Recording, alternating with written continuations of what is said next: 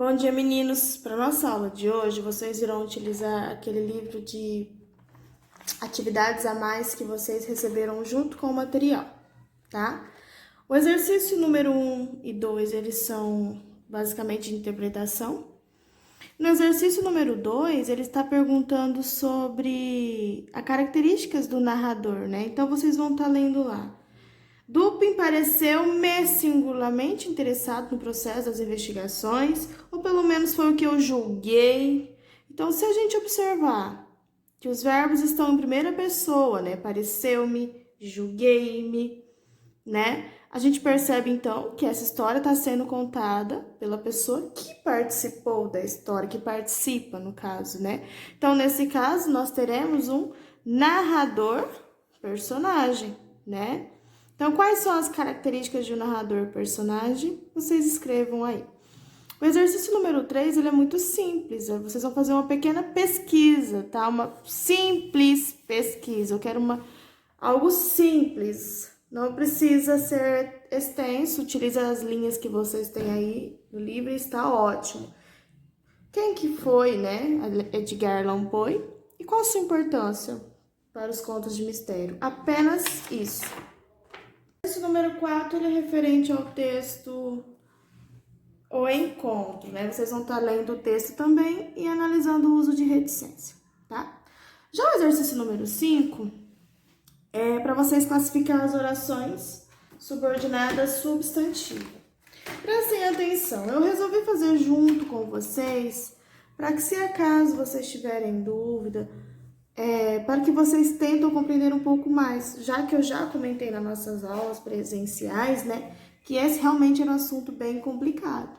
Então, o fato de eu estar resolvendo a atividade para você não é apenas para você ficar atento só à resposta, mas tentar entender como que a professora chegou à resposta, tá?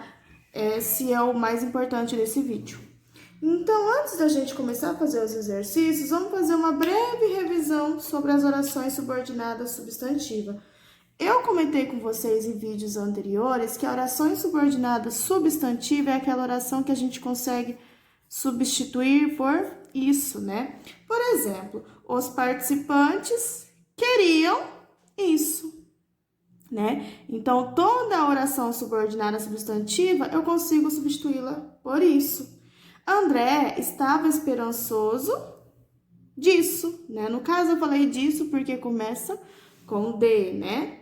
A nova máquina necessitava disso. Então, observe que toda vez que eu conseguir incluir o isso na oração que será conjugada, ela será uma oração subordinada substantiva, tá? Eu vou classificá-la como subjetiva, como o próprio nome diz, eu classificá-la como sujeito. Uma dica que eu vou dar para vocês hoje, que eu acredito que eu não tenha comentado, é interessante que sempre a oração vai ser subjetiva quando na oração principal não haver o sujeito. Por quê? Porque o predicado, toda a resposta vai ter que estar sendo o sujeito, porque lá no início da frase nós não vamos encontrar o sujeito. Ao longo da explicação, vocês vão estar entendendo um pouco mais sobre isso, tá? Quando que é uma oração objetiva direta? Uma dica que eu dou, tanto a oração objetiva direta quanto a oração objetiva indireta, vocês já aprenderam várias vezes sobre objeto direto, elas vão completar o quê? O verbo. Então, fica bem claro. Essas duas orações, a objetiva direta e a indireta, elas vão completar um verbo. Diferente que ela será objeto direta quando a gente perguntar aquela regrinha básica, o que para o verbo? Porque esse verbo tem que ser verbo transitivo direto, né? E a objetiva indireta será quando eu perguntar de quem, de que, certo? Para o verbo. Ou seja, meu verbo vai ser verbo transitivo indireto, certo? A completiva nominal, diferente da objetiva direta e indireta, ela vai estar completando, como o próprio nome diz, um nome. Pode ser um adjetivo, pode ser, enfim, qualquer coisa que não seja um verbo, tá? Quando completar esse nome, eu sei que logo ela será uma completiva nominal. Ela pode estar completando o objeto direto, ela pode estar completando o objeto indireto, enfim. Ela vai estar completando alguma coisa, tá? Lembra, aqui completou o verbo, aqui vai completar o nome. A predicativa, ela vai vir com a função do quê? De predicado, né? Como o próprio nome já diz. Vocês vão estar vendo que geralmente a predicativa, geralmente não, sempre a predicativa, ela vai vir ligada por um verbo de ligação, tá certo? E a positiva, que é a mais fácil, é aquela que a maioria das vezes ela vem com 2 pontos, raramente entre vírgulas, tá? E a positiva, ela tem a função de explicar, né? De deixar claro algo informado. Então, vamos lá para as frases. Acredito que na hora de resolver fica mais fácil para vocês. No meu caso, toda vez que eu vou classificar uma oração, a primeira coisa que eu procuro é a conjunção. Por quê? Porque é importante a gente saber qual que é a oração principal, porque já facilita na nossa conjugação. Por exemplo, aos participantes queriam que o concurso fosse cancelado. Então, observe que é minha conjunção. Então, eu sabendo qual é a conjunção, logo daqui para cá é a oração subordinada substantiva e alguma coisa que eu vou identificar. E tudo isso é minha oração principal, certo? Então, quando eu digo assim, os participantes queriam que o concurso fosse cancelado. Meninos, vamos primeiro olhar a estrutura dessa frase. Percebe que aqui eu tenho meu sujeito, certo? Depois eu tenho o quê? Meu verbo. Os participantes queriam o quê? Verbo transitivo direto. Então, se aqui eu tenho verbo transitivo direto e a minha oração, ela tá completando o meu verbo, logo, quando a oração completa o verbo e esse verbo eu utilizo o quê? Essa oração subordinada objetiva direto. Percebe? Ou o segundo exercício, o B. André estava esperançoso de que tudo resolveria. André estava esperançoso de que? Então, daqui para cá, nós temos a oração principal e daqui para lá nós temos a oração subordinada substantiva e vamos descobrir sobre o que é. Mesma coisa. Aqui eu tenho o meu sujeito. Quem estava esperançoso? André, sujeito. André estava o quê? Verbo transitivo direto. Esperançoso. Esse esperançoso é meu objeto direto. Olha que interessante para vocês verem a diferença da oração anterior. Por que essa é objeto direto? Porque essa completou o verbo toda a oração, certo? Nessa daqui, o objeto direto, ele tá dentro da oração principal. Então, esse de que tudo se resolveria, ele está completando o meu objeto direto, ele está completando o esperançoso. Então, quando eu completo um nome, alguma coisa, logo eu tenho um complemento nominal. Perfeito? Próximo. A nova máquina necessitava de mais supervisão por parte do funcionário. Vamos fazer o que a professora falou, procura primeiro a conjunção. Então, a nova máquina necessitava de mais. E isso daqui, oração principal. O que sobrou? Oração subordinada, substantiva. Vamos identificar. A nova máquina é o nosso sujeito. Então, percebe que nessa oração nós temos sujeito. A nova máquina necessitava, verbo transitivo. Ó, a nova máquina necessitava o quê? Não, fica estranho. A nova máquina necessitava de quê? De mais o quê? Percebem o de, né? Então, nós temos um verbo transitivo indireto. A nova máquina necessitava de quê? De mais supervisão por parte dos funcionários. Notem, tudo isso aqui está completando o meu verbo. Porém, meu verbo, ele é um verbo indireto. Então, logo a minha oração subordinada substantiva, objetiva, indireta, certo? Olhem lá de cima. Completou o verbo querer, porém eu perguntei o quê?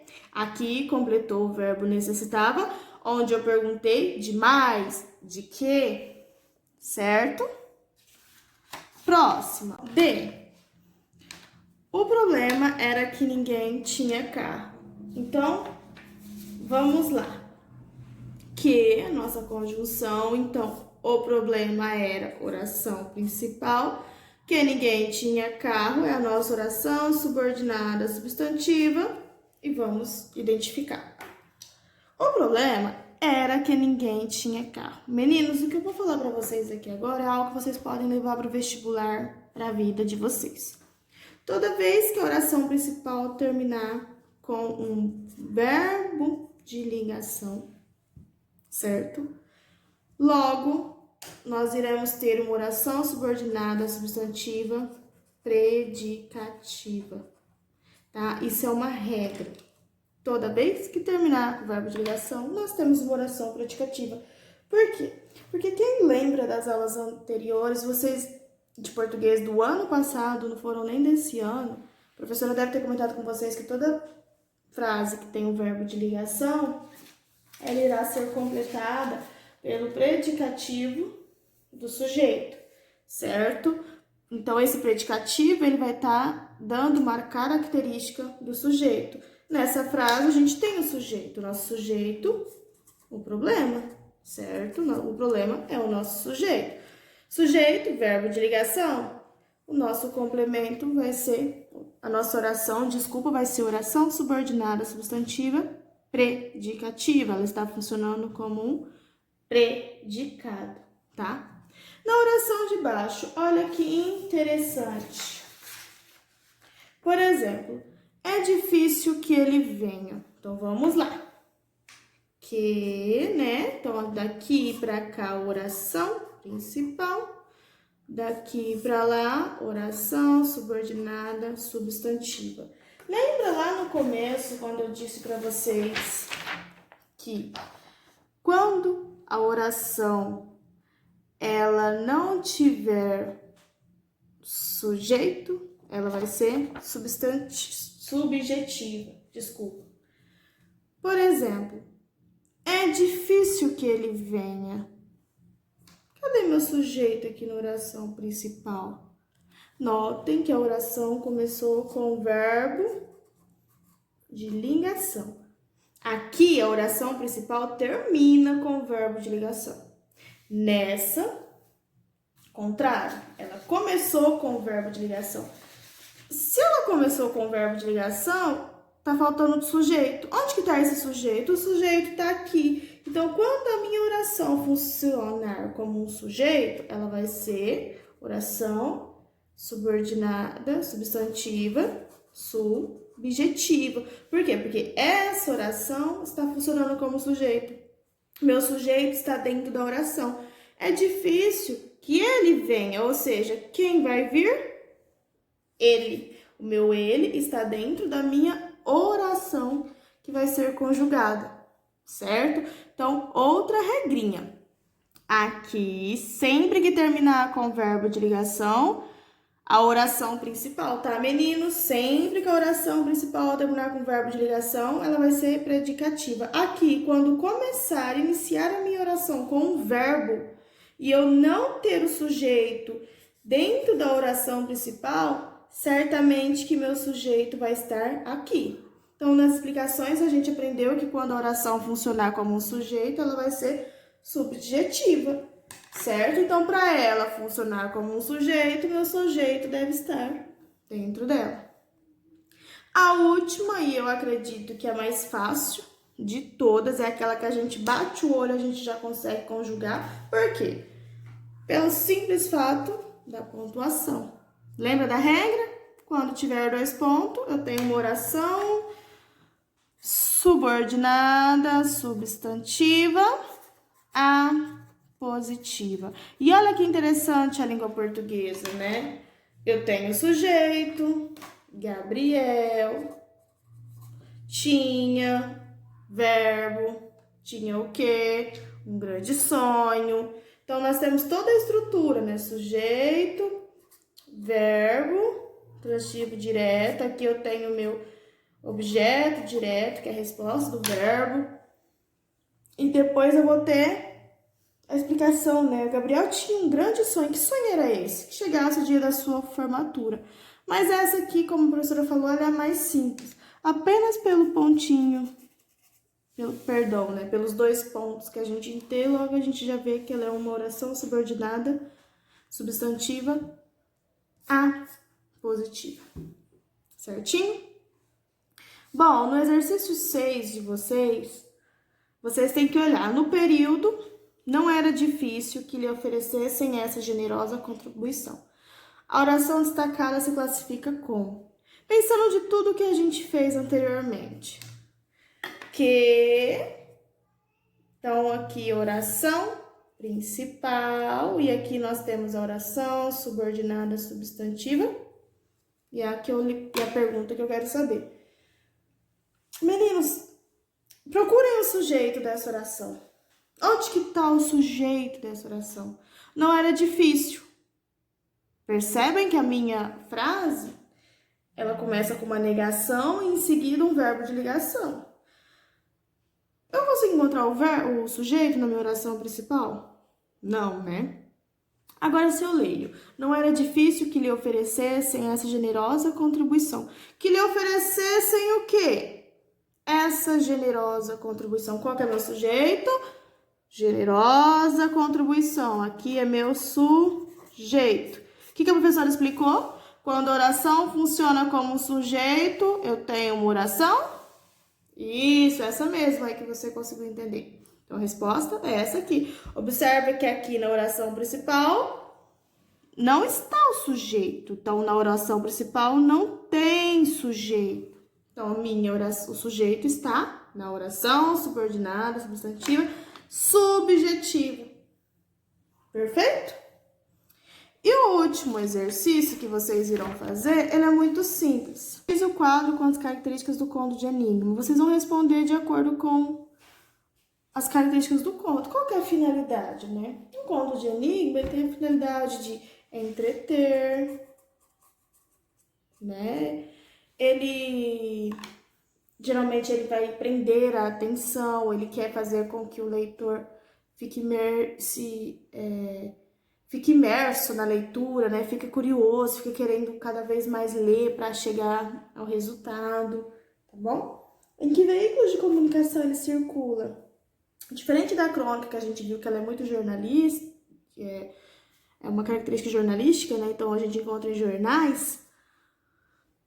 O conto de enigma, eu vou encontrar ele em livros, sites, né? Autoria. Esses contos, sim, né? Geralmente eles têm autores, né? Possuem autores, né? Porque existem muitos contos, principalmente a crônica, que às vezes a autoria não é identificada. Então, sim, tem autoria. E qual que é a estrutura? Para ajudar vocês a estar respondendo a estrutura, vocês podem dar uma olhada no livro, no capítulo que a gente viu esse comecinho de bimestre. Mas geralmente, qual que é uma estrutura? Ela possui personagens, muitas vezes tem a presença do detetive. Que mais? O tempo e espaço são características, né? Geralmente no início do texto a gente sabe o tempo e espaço são determinados. A gente encontra pistas. A gente tem o enigma para ser descoberto, né? Mistério, se vocês quiserem falar, achar melhor. Enfim, quais são as características que esse conto precisa ter? Certinho? Bom, meninos, espero que tenha ajudado. Qualquer dúvida, procurem a professora. Combinado?